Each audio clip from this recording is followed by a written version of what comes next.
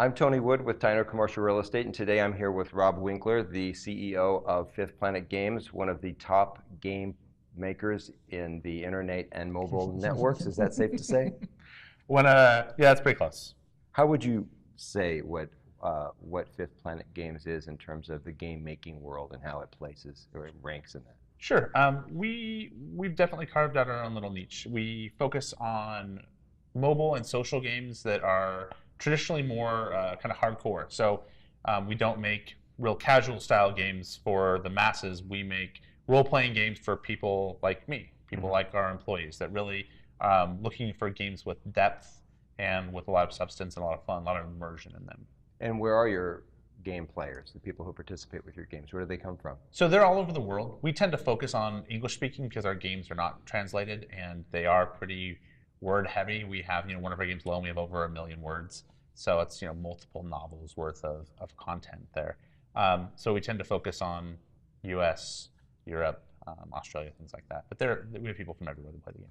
One of the reasons why I really wanted to do this interview with you is because the company is such a collaborative company, and fun seems to be a main element in not only just what you produce, but how you work together every day. And in working with you to find your new corporate headquarters, which we'll talk about later, there was clearly a culture involved. And since one of the things we're doing with our videos here is looking at how intentional culture works in different business settings and how companies intentionally create their culture and how that results. What would you say, or how would you describe your culture, and how would you say you incorporated in the work that you do and the people that you do, and how it ultimately ends up at the other end of the line with your customers? Sure. I think collaborative is a very good word for it. We've always been very team focused, very team oriented in everything that we do. We have one of our philosophies is very strong in the sense of empowerment by our team. We want to make sure that the decisions are made by the experts, not necessarily by people that might be out of touch but have some sort of a higher title in the hierarchy. It doesn't really make a lot of sense for what we do. So we've worked really hard on creating teams that understand their role in this team, but also understand the product really well. So it helps people feel confident in their decisions, because a lot of times they know the right answer, but they won't speak up because they might not have the experience or the title to, make them feel like they have a say in what's going on. So we've tried to really strip that away since the beginning, and that's been one of the things that's been, a focus of us as we've started to scale. So are the teams, each game has its own team, or each element of a game has its team? So they're kind of both. So there are some shared services like the UI team. They work on all the different games. And because there's not always a constant need UI is? User interface. Okay. So, or the art team, there's different needs between the different games at different times. But for each game has its own team. So there is a design lead that basically comes up with the items that are going to be in the game. There is the writer that's going to kind of talk about the direction and vision of the story. There is the producer that's in charge of making sure that the build goes out, that the actual items are created in the database and then they're put into the game each week. And those are people that don't go to different games. They just work on that one game all the time. There's also a community manager, the person that's in charge of just talking to our players every single day. And they are all just completely focused 100% on that game. So how do you know who fits where, not just from a talent perspective, but maybe personality? Do you have to look at that? Are you concerned with that? Absolutely. So when we're going through the hiring process, we're looking, the same uses, we're looking for athletes. We're not looking for quarterbacks. So we're looking for people that have a good skill set. It could be a very broad skill set, have the right attitude, that are strong in multiple areas, because they might have experience in one field, but we found that might not be where they're best suited in our company. So we have quite a few examples of people that came in at one position and work at a different position and do exceedingly well. Actually, I use the example a lot of our lead designer for Dawn. That's our #1 game by a significant margin. He has completely taken over the design and vision and really the monetization of our most important product. He started as a community manager for a different game. So we knew he was somebody that was, you would say he was on the bus. He was engaged. He was, lived and breathed 5PG, lived and breathed games. And really wanted to find the right place for him. And it wasn't where he started. He kind of failed at that first position, actually. And so instead of getting rid of him, we were trying to find the right spot for him to thrive. And we took a risk putting him on this big game, and that was well over a year ago now, and he's done just amazingly well. That's interesting. We were talking earlier about the Walgreens Yeah. kind of culture where if someone doesn't fit, they don't just fire them, but they really are devoted or committed to the culture being someone doing something they like doing, Yep. that they're comfortable doing and that they can excel at, which makes them happier, obviously produce better results, and the customer, the end customer, is also feeling better about what they're receiving. Yeah, and that I think shines all the way through. The people that are engaging with our players, our community managers, even our developers to some extent, they are very happy with what they do. That does trickle down to the user. There's the kind of the light ways that it does it on the forums, but there's also the more direct way when we have player councils. So that's something that is somewhat unique to our company. We fly our players out for a weekend, and it's like a really intense focus. How do they win that prize? So it is kind of a golden ticket. It's usually 5 or 6 per game. Okay. And we do it a little under once a year. But we make them fill out a big kind of forum and questionnaire, and it's not only the content, but it's the way that they answer the questions. So we're looking for a wide variety of different types of players, but when they come in, they always leave just completely with their mind blown, because not only like the stuff that we go over is really cool, but they get to see how passionate the team is about this game and how important it is to us and how personal it is. And so it's a nice kind of side effect. It wasn't the intent originally, but it's a nice side effect that we have these kind of evangelists now that can go back to the community. They're one of them, but they can say, these people understand what they're doing. They care about it as much as we do. And it kind of, they cut us a little break because of that, which is nice especially for the community team. That's really neat. One of the things I love about the work I do, which I've done for a very long time, is because I don't specialize in one particular niche, be it office or industrial or retail, but I really kind of work project to project depending on what it is, and we kind of apply our formula to whatever that might be.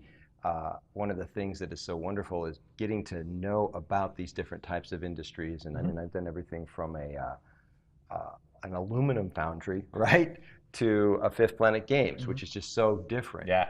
But the thing that is consistent is you're usually working with the leadership of the company, and you're really getting an opportunity to get some insight into the company, the product, their customer base, and play a role there in their goals of, in your situation, growth. And let's talk about that a little bit, because when did this start? Whose idea was it?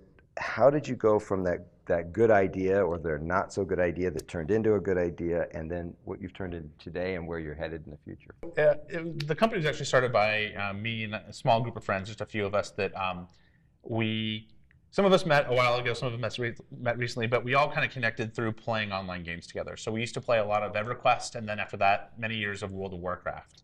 So we led like a hardcore raiding guild. Like, it was something we were just really, really into and we were really good at. And we used to talk a lot about the game. We used to play the game a lot, but we used to talk a lot about the game, and then just kind of would get the idea in our head that we could make a better game, which was not necessarily true, but it motivated us to like see what we could actually do.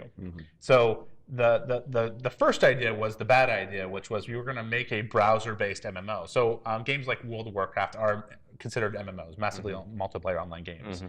Those are extremely difficult to do. So we started to do that first, which was never going to happen. But it gave us the opportunity to kind of get our foot in the door, start learning about the industry, start going to every conference we could, start making connections. And then after about 9 months, we figured out how bad of an idea it was. And then that's when we decided to pivot. And we decided that Facebook was an opportunity for us. This was late 2009, early 2010, for us to actually make a game that people could play. And we took a lot of what we learned there and applied it to our first game, which became Dawn of the Dragons.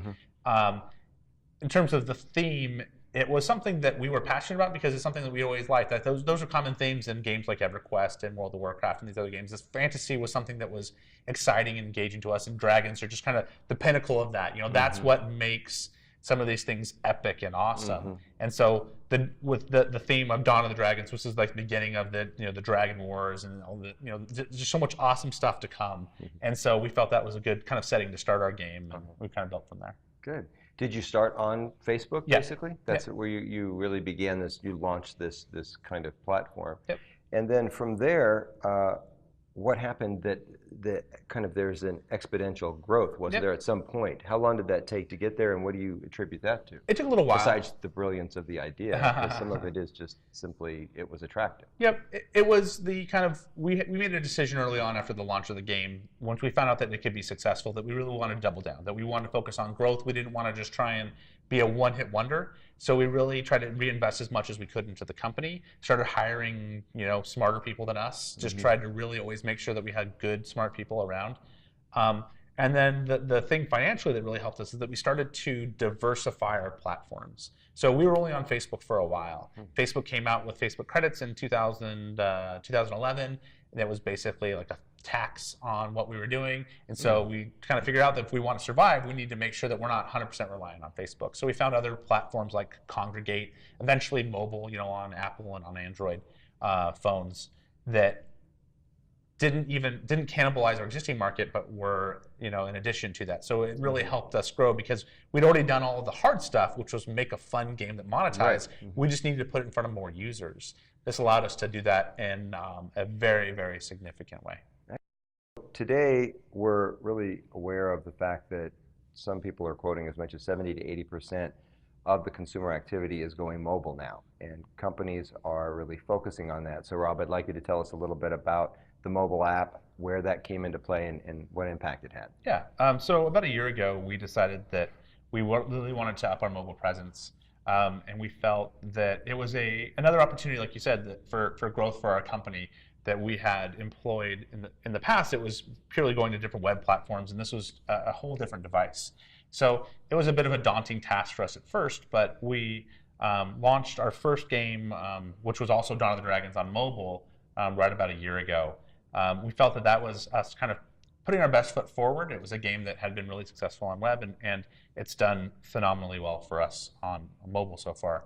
So since then, we've launched, we ported another game, Legacy of a Thousand Suns, over to mobile, and the next title that we're working on is a brand new title, and it's going to be released on mobile first. So we'll eventually launch it on web, but we're going to launch it on mobile first, which is the opposite of everything we've done before, just because it's such a great opportunity, and this specific game style and type lends itself better to mobile.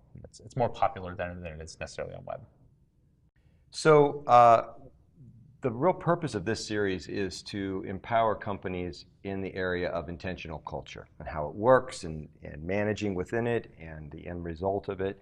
And we were talking a little bit about when you go to institute a new culture or intentional culture into a workplace setting, what will immediately or very shortly appear is an existing culture that wasn't intentional. And so there's some barriers to the experience of the opportunity of the new culture because, as you said, it may be as simple as people are resistant to change or afraid of change, or it is difficult for them to embrace the new culture because they're so comfortable with the existing one. Now, you, I assume, for the most part, have had a particular concept or culture from day one. But as you grew, that must have been challenging to maintain. It's like, this is what we're committed to. So tell me a little bit about that experience. That was absolutely been a challenge for a couple different reasons. One, at the beginning, I was involved in every single hire, even if it wasn't in my department. It was somebody that I talked to, got to know before we hired them. And so I was able to be there kind of from the beginning. That doesn't obviously scale. I still talk to everybody before I hired them, but it's not to the level that I used to. And then once they start, they kind of go off and do their own thing if they're in a different department than my design department. So that's been a little more difficult. So for that, we've had to make sure that the people that are in those departments, that they are, those flag bearers themselves. They're the ones that are pushing culture. They're the ones that understand what we do. So that's been more of a communication issue. And communicating that vision down to everyone so they can communicate it back to me or come back to new people that start. We've done a better job of that. It's hard sometimes, especially when it's real explosive growth. There was a while that we were hiring more than a person a week. And so over a couple months, you just get this big influx of new people that it's kind of hard to always keep. Is there an indoctrination, or how do they be? I mean, besides just, if you live here long enough, you'll feel it, but do you have There's a little bit of that. We have, there's definitely discussions during the interview process and also when they start. We need to formalize that a bit more. One of the things we talked about that we haven't pulled the trigger on yet is getting more like an employee handbook. We have one, but it's a lot of just the the legal stuff that we have to do. One where it's a little more fun that talks about what it's life is like here. So that's something that is maybe a game. Yeah, there you go. We could just make it into a game. That would be so much better. It's a brilliant idea. The second part of the growth issues that we've had are people bringing in their own culture and their own outside perceptions. I mean, we have people that bring in, we'll call them bad habits from other companies or other parts of the industry, and it's been hard to kind of break them of that. And so they're not always intentionally bad. There's some people that they may be recognized as fine wherever they can, maybe Correct. even necessary. Yeah. One of the biggest things is work-life balance. So a lot of times in the industry, companies will just run you into the ground. Crunch time is something that it's expected. And technology is really known for that. Yeah. And so that we don't believe in that. We think that that's just going to burn people out. It's going to make them unhappy. It's going to make them unproductive. So we have sometimes people that feel that they have to kind of prove themselves by coming in at 7 a.m. and staying until 7 p.m. every day and working on the weekends. And we have to kind of break them of those habits of well, first of all, you really should be able to do it in your normal work day. If you can't, then let's look at why that's happening and we can make adjustments. But it's also, you need to be happy outside of what we do here. It's great that you like hanging out with people and working, but we got to find the right balance to make sure that you're happy, that your family that's supporting you is happy, all the different things around you. So that's been one of the more prevalent, one of the harder things to kind of break people of, that it's okay to go home. You should go. Should relax. So I have been to, when we started this, you had just moved into like a 6,000 square foot space, and now you're in a 20,000, and who knows when you may be 40,000, right? So when you, in our search for the space, it was quite challenging because as we discovered early on, it wasn't so much the culture and the collaborative. That's common in many different types of businesses. But you had some very specific goals with regards to tenant improvements that not only were unusual, but that most landlords would be sort of coming from a place of, you want that, you can pay for it, right? In this space here, pretty much every interior wall is either glass or whiteboard paint. And you can write on just about every surface that there is throughout the space. This was laid out, the things that people could do, the things that they could see, the way that they could experience that. So we really felt that was just so critical to what we were doing. And so it did make it frustrating and take a lot longer, and we had to jump through a lot of hoops, and we had to find just the right partner. Well, speaking of culture, here you were with this particular type of open, collaborative culture, and then you were kind of, to some extent, running into the culture of commercial real estate in this particular market, which was one of, you came to find out that the deal was as good of or as flexible as the ownership or landlord was. And it was not just only finding the right space or even a landlord willing to do what you wanted, but finding essentially someone who bought into and accepted the culture you had, which I think you did when you finally landed. We really lucked out. I mean, we have great partners here that have let us create exactly what we want. And like you said, I think that was the biggest thing, is they kind of bought it. They saw the vision too. And it's worked really, really well for us so far. It's good. Yeah, I'm happy. So speaking about the search and finally landing here as your new home, how is it working? One of the things, ever since I started working with you, I saw the arsenal of Nerf guns and other assorted gaming opportunities, but I've never seen it in action. So you have to tell me, when does that occur? I've never seen anything like, and I was like, do they really all arm up and like play these games? So tell me about that. So we've had a couple Nerf raids, as we'll call them, where it's a tactical kind of kill the lights, we'll rush a group or something. But beyond that, it's very spontaneous. It's just kind of, especially with the games, it's when people just kind of need a break from what they're doing. We give them that opportunity to, whenever they need to step away, go ahead and play on the Xbox for a few hours, go play some ping pong, whatever it might be. So it's not usually scheduled. Sometimes we do like events, like we've done different competitions with the Nerf guns. We've had like a sniper competition with the really big long Nerf guns. And so we'll keep a tally and we'll form into teams and we'll do that for an hour or two at the end of the day. We've done a few things like that, like punt, pass, and kick competitions with like the squishy footballs that we have, and just a little different fun stuff. Well, you were saying that this isn't just a workspace. Obviously, it's more than that, and it was always intended to be a place like home, away from home, if you will. And some people work late hours, other people work. It's very open in that regard as well. How is it that do people really get comfortable with that early on, or do you find them take some time to, like, I can take this, how, Yeah, the schedule or whatever? People get comfortable with it very quickly because it's so open, and so it's very kind of whatever they want to do. So people, that's an important part of the interview process, is getting them comfortable with us as much as we want to get comfortable with them, because they are joining a family in a lot of ways. So they have to make sure that they feel that they're going to fit and be able to contribute and be able to be a functional part of what we're doing. But also be comfortable and be at home. So Yeah. you've got a TV room, a game room, Yep. We have a nap huge, room. Yeah, nap room. So it's blacked out the windows, and you can get some sleep in there. Do people really sleep in there? Yeah, I've done that a time or two. Okay, It's pretty nice. How do they know when? But what about deadlines? What about, we're launching this, or we need to have this statistical data by then? So this is all predicated on getting your stuff done. So, I mean, we have very few rules here. And one of the very few rules we have is just get your stuff done, and then we won't worry about the rest. We don't punch clocks. We don't manage lunch times. You just you take what you need. That includes days off. We have people that take just days off when they need them. They have to obviously let us know, so we don't just think they're missing. But as long as their stuff is done, that's the one question we always ask when you want to take time off. Is that a technical term? Get your stuff done? It's usually stuff done, SD. Yeah.